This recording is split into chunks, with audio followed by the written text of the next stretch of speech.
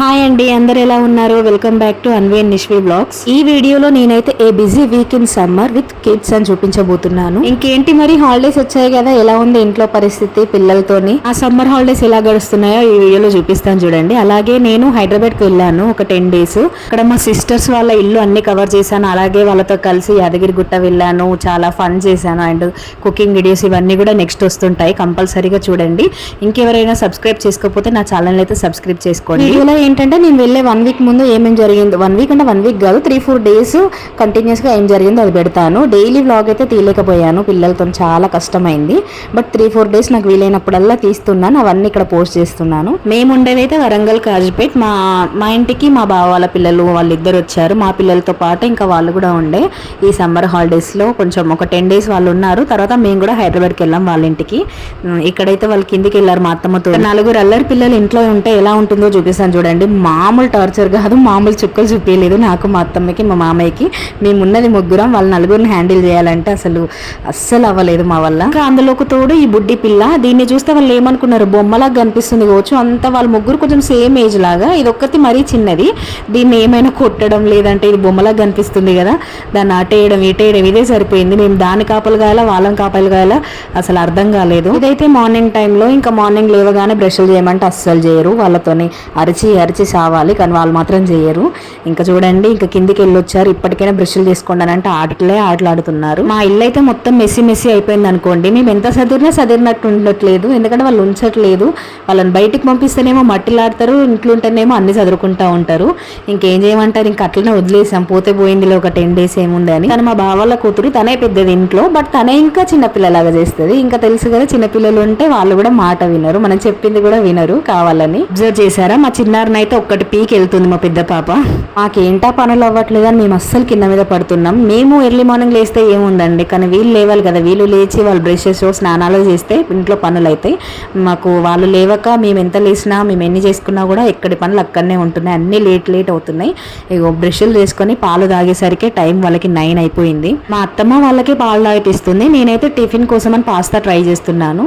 Try చేయడం కాదు, నాకు వచ్చిన పద్ధతిలో నేనైతే చేస్తున్నాను. ఫస్ట్ బాయిల్ చేసి ఇట్లా పెడతారు కదా, అలా స్టవ్ పైన మా చిన్నారికి ఉగ్గు పెట్టేసిన, ఇంకొక స్టవ్ పైన పాస్తా పెట్టి చేస్తున్నాను. చిన్న పాప కూడా నార్మల్ గా ఇడ్లీ, దోశ ఇలాంటి టిఫిన్స్ అయితే తింటుంది, కానీ పాస్తా మనకే నమలనికి కొంచెం కష్టం ఉంటుంది కదా, తను ఇంకా నమలలేదని చెప్పి తనకు ఉగ్గు పెట్టేశాను. మీలో ఎంతమందికి పాస్తా ఇష్టమో నాకు కింద కామెంట్స్ లో చెప్పండి. నాకు మాత్రం పెద్దగా ఏం నచ్చదు, బట్ కిడ్స్ కి ఓకే, కొంచెం మ్యాగీ లాగా వాళ్ళు మ్యాగీ పాస్తా లాంటివి ఇష్టంగా తింటారు కదా, అందుకని చెప్పి చేస్తున్నాము.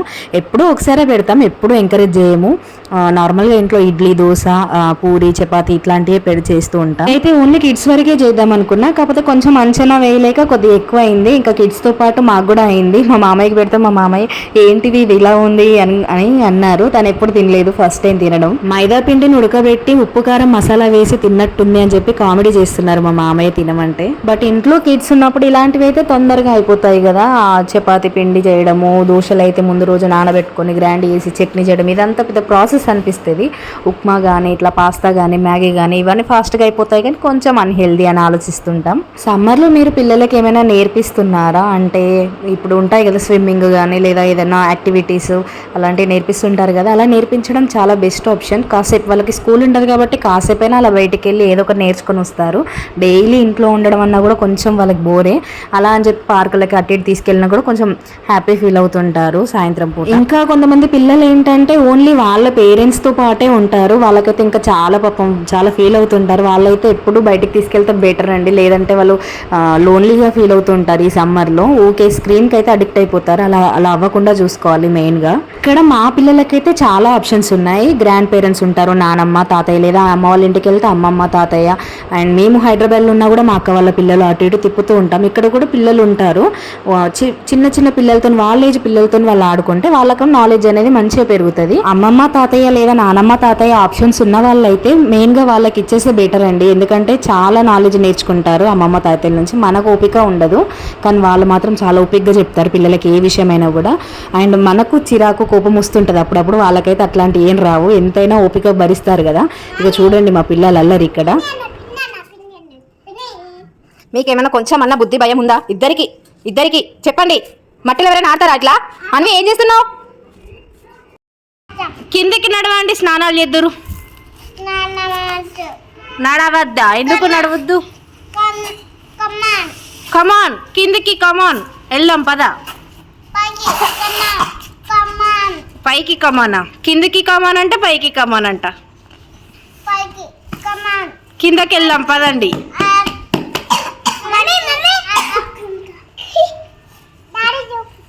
చూపిస్తా.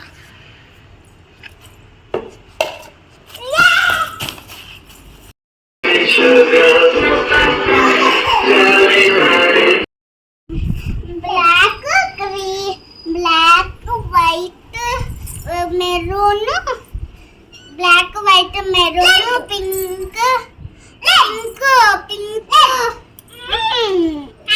చూసారు కదా, వాళ్ళ ఏజ్ పిల్లలు ఉంటే వాళ్ళకి తగినట్టు ఆటలు అండ్ విషయాలు నేర్చుకుంటూ ఉంటారు. ఇంకా మట్టిలో ఆడడం అయిపోయాక వాళ్ళకైతే స్నానాలు చేపించేసి కిందికి తీసుకొచ్చి అన్నం అయితే పెడుతున్నాము. స్క్రీన్ టైం అయితే అసలు తగ్గించాలని ఎంత ట్రై చేసినా పాపం అవ్వట్లేదు. మా అన్వికి కూడా చాలా అలవాటు అయిపోయింది. బట్ ఓన్లీ తినేటప్పుడు అట్లా కొంచెం కొంచెం సేపే చూస్తుంది, మరీ ఎక్కువగా కూడా అలో చేయను నేను ఫోన్ అనేది. బట్ ఇంకా తప్పదు, ఇంకా బాగా క్రాంకీ చేస్తుంది అంటే మాత్రం ఇచ్చేస్తా. ఇంకా ఇదైతే ఆ నెక్స్ట్ డే మళ్ళీ చూడండి, మళ్ళీ పైకి వచ్చి మళ్ళీ మట్టిలో ఆడుతున్నారు. మేము ఉండేది ఫస్ట్ ఫ్లోర్లో, అండ్ పైన ఒక ఫ్లోర్ ఉంటుంది, కింద ఖాళీ పైన ఖాళీ.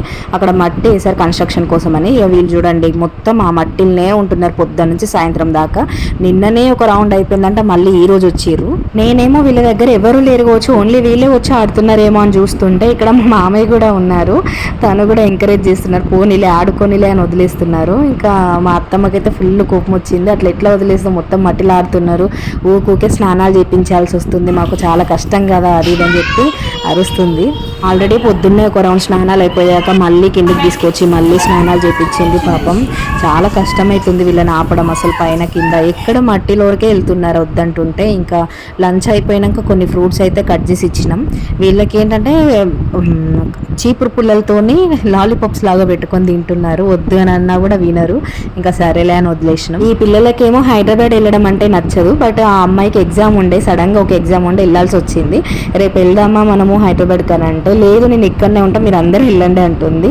వాళ్ళకి అక్కడ మొత్తం కట్టేసినట్టు ఉంటుంది, అసలు బయట ఫ్రీడమ్ లాగా ఉండి ఆడుకునేందుకు ఉండదని చెప్పి తనకు వెళ్ళడం నచ్చట్లేదు, ఉంటా ఇక్కడనే అని అంటుంది. ఇంకా మధ్యాహ్నం అయింది, పడుకుంటారేమో అని ఇంకా మేము ట్రై చేస్తున్నాము. చూడండి వాళ్ళ ఆటలు. మా అత్తమ్మ మంచిగా నలుగురు నేసుకొని మంచిగా స్టోరీస్ చెప్తారండి, పడుకోండి అని చెప్పి అందరికీ పక్కలేసి పడుకోబెడితే వాళ్ళు మాత్రము ఆటలు ఆడుతూనే ఉన్నారు. ఇక చూడండి అంత పిచ్చి పిచ్చి ఆటలు ఆడుకుంటే అసలు చెప్తే వినట్లేదు.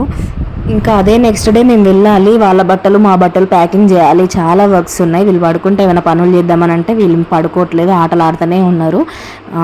ఆ రోజు నైట్ అయింది, ఇంకా డిన్నర్ చేసి పడుకోనరా అని ఎంత పడుకోబెట్టినా కూడా అసలు మా మాట విన్నదే లేదు. ఇంకా మా అత్తమ్మ వీళ్ళందరిని అయితే చూస్తూ ఉంటుంటే ఇక నేను అన్ని బట్టలు వేసి మొత్తం ప్యాకింగ్ చేస్తున్నాను లోపల. ఇంకా వీళ్ళు పడుకోవట్లేదు కదా, వీళ్ళు ఆడుకుంటారులే అని చెప్పి నేను లోపలికి వెళ్ళి ప్యాకింగ్ చేస్తున్నాను. వీళ్ళను పడుకోబెట్టడానికి ట్రై చేసింది, ఇక అటు చేసి ఇటు చేసి మొత్తానికైతే లాస్ట్లో నిద్రపోయారంట. ఆ స్టోరీ ఈ స్టోరీ అని మొత్తం సతాయించి ఇంకా ఎర్లీ మార్నింగే వెళ్దాం హైదరాబాద్ కానీ ప్రిపేర్ అయ్యాము. మార్నింగ్ కొంచెం లేట్ అయినా కూడా ఎండ వస్తుంది, మళ్ళీ వీళ్ళు లేస్తే ఆకలంటారు.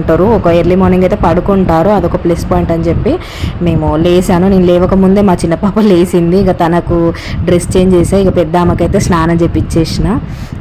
ఇంకా మేము వెళ్ళేది కార్ జర్నీయే, నలుగురు పిల్లలు కదా, కొంచెం ట్రైన్ అయినా బస్ అయినా కష్టం అని చెప్పి కారే ప్రిఫర్ చేసాం. అండ్ రెడీ అవుతున్నా, ఇక్కడనైతే ఎర్లీ మార్నింగే వెళ్తున్నాం. మనం ఎటైనా వెళ్ళాలి లేదా ఏదైనా చేయాలి అనుకుంటే మన పిల్లలు మాత్రం కొంచెం సపోర్ట్ అయితే చేయరు కదా. నాకైతే మెయిన్గా అదే అవుతుంది ఎప్పుడు. మా చిన్నారి ఏంటంటే నేను లేవకముందే నాకంటే ముందే లేచి ఉంది, నేను 5కి అలారం పెట్టుకుంటే తను 4:45 అలా లేచింది. ఇంకా ఏం పనులు చేయనివ్వలేదు, జస్ట్ నేను రెడీ అయ్యి అలా వచ్చేసాను అంతే. ఇక మొత్తం మా అత్తమ్మనే చేసుకుంది లోపల.